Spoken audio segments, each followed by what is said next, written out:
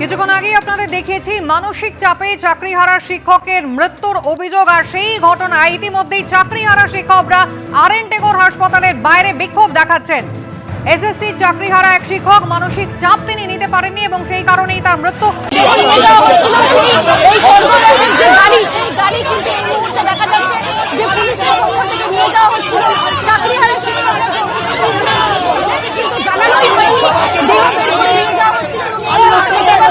বিপুল উত্তেজনা সৃষ্টি হয়েছে এখানে। চাকরিহারা শিক্ষকেরা গাড়ি আটকে নিয়েছেন। আপনারা দেখতে পেলেন একটা ছোট্ট খবর দেখলাম, সাইড স্ক্রিনে বাকিটা চলছে আপনারা দেখতে পাচ্ছেন, তো আমি সেটা মিউট করে দিয়েছি। চাকরিহারা শিক্ষক এই শব্দটা আজকে কয়েক মাস ধরে আমরা শুনছি, তার কারণ এসএসসির যে 26,000 চাকরি বাতিল হয়েছে তার মধ্যে প্রায় 7 থেকে 8,000 যারা রয়েছেন তারা পুরোপুরিভাবে বাদ। বাকি যারা রয়েছেন তাদেরকে পরীক্ষা দিয়ে পাস করে পুনরায় চাকরি পেতে হবে, এরকম একটা মানে সুপ্রিম কোর্ট থেকে কিন্তু অর্ডার রয়েছে। তার জন্য আবার এসএসসি পরীক্ষাও হবে। ইতিমধ্যে অ্যাডমিট কার্ড ডাউনলোডে চলছে, সেটা আপনারা ইতিমধ্যে জেনে গেছেন। তো এর মধ্যে কি হয়েছে, প্রথম যখন এই ঘোষণা হয় যে 26,000 চাকরি বাতিল বা পুরো এসএসসির যে প্যানেল ছিল 2016 এসএলএসটি, তো সেটা পুরো বাতিল হয়ে যায়। তারপর থেকে দেখা যায় যে অনেক শিক্ষক শিক্ষিকা রয়েছেন তারা আত্মহত্যা করেন, অনেকে আবার অসুস্থ হয়ে মারাও যান। এরকম ঘটনা কিন্তু অনেকদিন ধরে চলছিল। রিসেন্ট আজকের যে খবর পাওয়া যাচ্ছে, পশ্চিম মেদিনীপুরের মোহনপুরের বাসিন্দা সুবল সোরেন, তিনি 2016 সালের এসএসসি প্যানেলে সেখানে তিনি চাকরি পান এবং তার চাকরি চলে যায় সুপ্রিম কোর্টের রায়ে। এবং মমতা ব্যানার্জি এবং এই তৃণমূল সরকারের মানে অপদার্থতার জন্য তার চাকরিটা চলে যায়। যে রাজ্য সরকার, যে মমতা ব্যানার্জি সরকার, তারা সামান্য প্রমাণটুকুও দিতে পারেনি শুধু নয়, ইচ্ছে করে দেয়নি সুপ্রিম কোর্টে যে যদি আমরা প্রমাণ দিয়ে দিই তাহলে যে 8,000 হোক 9,000 হোক তারা তো পুরোপুরি বাদ চলে যাবে। তো রাজ্য সরকার চেয়েছিল যে পুরো প্যানেল যাতে বাদ চলে যায়, এবং তাতে তিনি রাজ্য সরকার কিন্তু পরিষ্কারভাবে এতে সফল হয়েছে।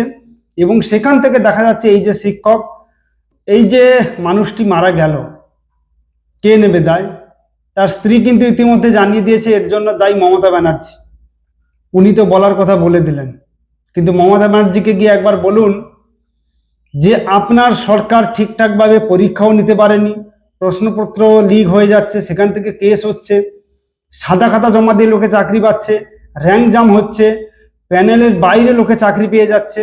এত কিছু ভুল থাকার সত্ত্বেও মমতা ব্যানার্জি একটাই কথা বলবে যে আমরা তো চাকরি দিয়েছিলাম, চুরি করে হোক, টাকা নিয়ে হোক, যে করে হোক, কিন্তু চাকরি খেয়েছে কে? বিকাশ রঞ্জন ভট্টাচার্য। বিকাশ রঞ্জন ভট্টাচার্য এই মুহূর্তে পশ্চিমবঙ্গের একমাত্র মানে সব থেকে যদি ভালো উকিল বলা যেতে পারে। তিনি তো একজন আইনজীবী, তার কাজ তো সেটাই। আপনি ভুল করবেন, আপনি স্বীকার করবেন না, কিন্তু বিকাশ রঞ্জন ভট্টাচার্য সেই ভুলটা ধরিয়ে দিয়েছে। আপনার সরকার যে কুকর্ম করেছে সেই ভুলটা ধরিয়ে দিয়েছে বিকাশ রঞ্জন ভট্টাচার্য, এবং সেখান থেকে আপনি বলছেন যে এটা চাকরি খেয়েছে বিকাশ রঞ্জন ভট্টাচার্য। এটা কিন্তু কখনোই হতে পারে না।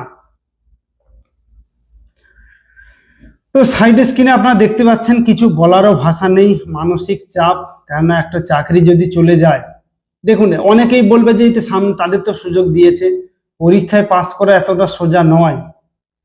সে যতই যে মানে টাচে থাকুক আর না থাকুক, পরীক্ষায় পাস করা এতটা সোজা নয়। সেই মানুষটা যে চাকরি ফিরে পাবে তার কি গ্যারেন্টি আছে?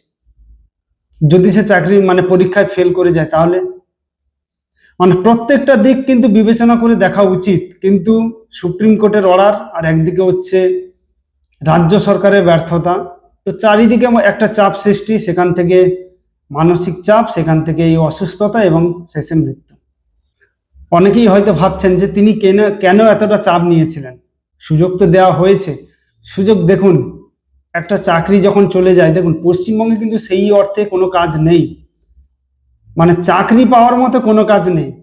এখানে চাকরি খাওয়া হয়, কিন্তু চাকরি দেওয়ার ব্যাপারে আপনি দেখুন 2016 এসএসসি, এখন 2025, 9 বছরে একবার এসএসসির জন্য কি মানুষ বিএড ডিএলএড হোক, যেটা প্রাইমারি, বা এমএ যাই হোক না কেন, মানুষ কেন করতে যাবে এই 9 বছর 10 বছরে একবার পরীক্ষা হওয়ার জন্য? এটা আবার রাজ্য সরকার যেটা দিয়েছে যে সেকেন্ড এসএলএসটি, এটা সেকেন্ড এসএলএসটি কি করে হয়?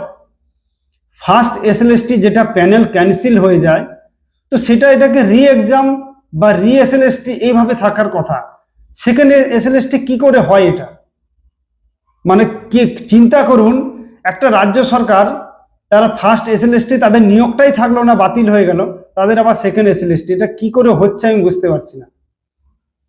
মানে তাদেরও যারা থাকে, যারা এই চিন্তা ভাবনাগুলো করে যে ফার্স্ট থাকবে নাকি সেকেন্ড থাকবে, মানে তাদেরও তো বুদ্ধির অভাব, তারা কি করে চাকরি করছে? তো এই মানুষটা আজকে সুবল সোরেন, তিনি একজন চাকরিজীবী, তার ছোট মেয়ে রয়েছে, যেটা আমরা খবর সূত্রে জানতে পেরেছি। কি হবে একটা পরিবার? এই রাজ্য সরকার তো এমনি তো ডিক্লার আছে যে কিছু টাকা দিয়ে দেবে বা নাও দিতে পারে, যেহেতু এটা রাজ্য সরকারের একটা বদনাম হয়ে যাচ্ছে যে তিনি চাকরি খেয়েছে, রাজ্য সরকারের ব্যর্থতার জন্য তার চাকরিটা চলে গেছে, সেখানে রাজ্য সরকার সেখানে কিছু ইনভলভ নাও থাকতে পারে। তার কারণ ওই একটা পরিবারের ভোটার বা 26,000-এর মধ্যে যদি আমি 20,000-ও ধরি, 20,000 বাড়ির ভোটার, তাদের মমতা ব্যানার্জির কিছু যায় আসে না। তার কারণ ভোট কি করে নিতে হয় তারা তা ভালোভাবে জানে, এবং মানুষের কিভাবে ক্ষতি করতে হয় সেটা তৃণমূল সরকার ভালোভাবে জানে। আর তার মাস্টার তো জানেন, আপনার ভাইপো রয়েছে। তো আপনারা কিছু যদি কমেন্ট করতে চান অবশ্যই কমেন্ট করে বলবেন। আর চাকরি যাদের গেছে তারা কখন ফিরে পাবে বা পাবে কি পাবে না তার কোনো সিওরিটি নেই। তবুও সবাইকে আমি অনুরোধ করব যে আপনারা প্রিপারেশন নিয়ে রাখুন। অলরেডি অ্যাডমিট কার্ড তো দেওয়া শুরু হয়ে গেছে, এবং আমি চাই যাদের চাকরি গেছে তাদের যেন চাকরি আবার ফিরে আসে। সবাই ভালো থাকবেন, সুস্থ থাকবেন।